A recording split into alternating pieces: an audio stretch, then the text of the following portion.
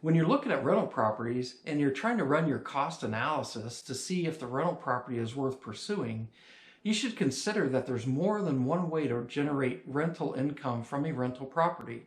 There's not just the rent from the specific unit you're looking at, whether you're looking at a single family residential or you're looking at a multi-unit complex.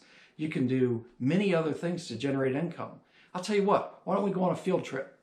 This is a 5-unit apartment complex, and in this unit we put in a vending machine here and we put in a washer and dryer. So this is an entirely different rental property. This is actually a duplex that has 2 units up top and a retail shop on the bottom.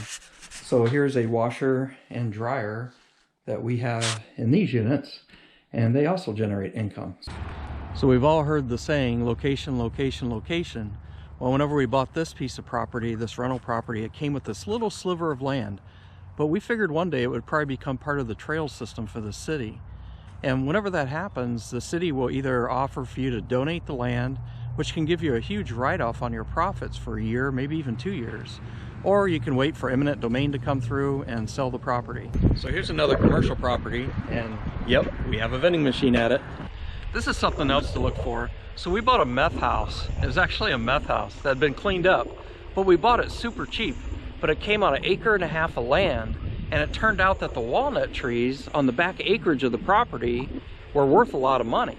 So even though we bought the property cheap and the house was really junk, we were able to cash in later on and like quadrupled our money on the walnut trees. This commercial building had a garage off the back of it, and that makes some extra profit too, because we're able to rent that out for storage. Something else to consider whenever you're looking at commercial properties is a parking lot. Whenever we bought this commercial property here, it came with a pretty nice parking lot, and we're actually going to be able to rent this out to a car dealership, and we're going to get monthly rent just for the parking lot.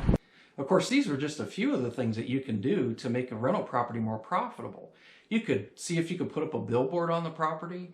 You could change the zoning on the property to change it from commercial to residential or residential to commercial, because maybe what it's zoned for right now is the reason why it's being sold and it's not profitable.